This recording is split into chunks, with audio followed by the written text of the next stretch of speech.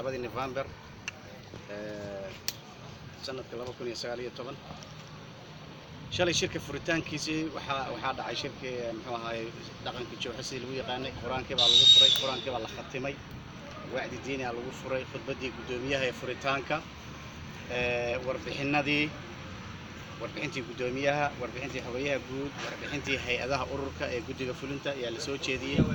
waxaa la ansixiyay ajandayaashii shirka kalfadhiga shirweynaha ka horeeya sidoo xeerku yahay waa inuu kalfadhi shirweynaha ka horeeyo kalfadhina waa inuu ka dambeeyo kani kii ka horeynayay buu ahaa soo dhaliilaya hawsha ama soo qorqorayay hawlaha xeerarka iyo barnaamijyada iyo dhismayaasha marka si fiican maalinkii labaad buu galay jawi aad u qurux badan goob qurux badan oo doogaada oo qabow oo muxuu ahaay hawadin badan haysata oo soo dhaweyn fiican haysata jawi aad u qurux badan buu ku socdaa si weyn baa loo fikirayaa si weyn baa shirka loo diyaariyay qabanqaabo quruxsan buu leeyahay marka maalinkii labaad buu galay aad iyo aad galabta natiijooyinka iyo berrina saxaafadda waan la wadaagi doonaa guulo fiican buu ilaahay hadda ku tallaabsaday qiimaynihii baa la geli doonaa maanta waxa xaaladda Itoobiya xaaladda Ogaadeniya xaaladda Geeska Afrika xaaladda caalamkeena khusaysa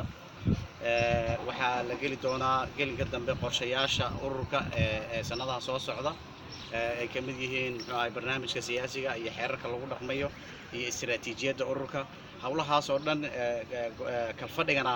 yaa haddii rabbi xugmaayo sii dhildhili doona oo sii falanqayn doona shirweynahana waa la soo hordhigayaa aad bay magaaladu u soo dhaweysay shirka aad bay u soo dhaweysay hogaamintii golaha dhexe ee timid aad bay magaalada iyo maamulka gobolka Shabeelle Jowxo iyo maamulka dawladda iyo maamulka maamulka iyo dhaqanka hogaaminta dhaqanka ee deegaankooda aad iyo aad baan ugu mahadnaqaynaa raalli hada iyo ururada bulshada aad iyo aad soo dhaweyn fiican baa jirta intaasaan la wadayn waad mahadsantihiin afayaan shirku isbedel inta leeg ayuu ku saameyn ayuu ku yeelan karaa ururka isbedel istiraatiijiyadda iyo qorshayaasha wax weyn mabaadi'da iskama bedelayo laakiin istiraatiijiyooyin cusub oo marxaladda nabadda ah ee dalka gudihiisa ka halgamayno dalkeena oo dhan 19 gobol iyo 10 milyan ee Soomaalida ah iyo la hardanka 10 milyan ee Itoobiya iyo xuquuqda dadka Soomaalida soo dhicintooda ay ka talintooda difaaceeda midnimadooda iyo midnimadooda dhuleed iyo midnimadooda dadeedba difaaceeda hawlahaas oo dhan ururka muxuu ahaa shirkani si weyn buu u dejin doonaa marka saameyn weyn bay mustaqbalka ku yeelan doontaa geed socodka nolosha dadka Soomaaliyeed shirkan ku yeelan doona maadaama 10 milyan oo ku nool yihiin Soomaalida Ogaadeniya gudaha Ogaadeniya baahidooda horumareed iyo too masarka siyaasadeed ee intii meesha maray ururka oo leh go'aamada ka soo bixi doona shirkan ma ka jawaabi doona baahiyaha noocaas wuu ka jawaabay horta 10 milyan aan dhihin waa carabka iga xaday waa 15 milyan Soomaalida 15 milyan marka wuu ka soo bixi saameyn bay ku yeelan doontaa ay ka talintooda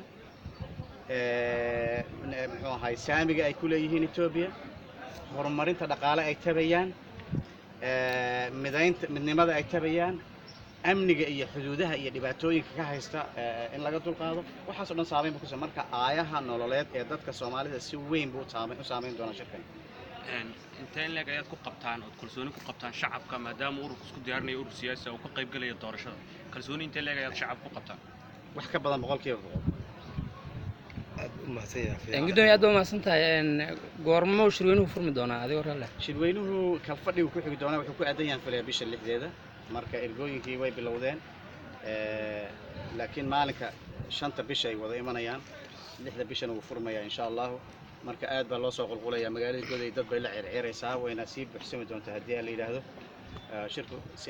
habkay u dhigeen hanaankii loo dejiyay ee ahaa afar bari oo kalfadhiya iyo shirweynaha ku xigay oo bisha 6deeda sidaas u socon doona haddii la yiraahdo afayandadaan ma ka soo qayb gali doonaan dad caalami ah oo ahayn Soomaali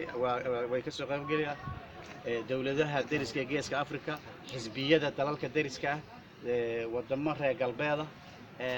ummado badan baa ka soo qayb galaya axzaab badan oo saaxiibnahay iyo dawlado iyo hay'ado aan ku marti qaadnay iyo jaamacado iyo aqoon-yahano kala duwan way imanayaan haddii la yiraahdo aad baad ma santahay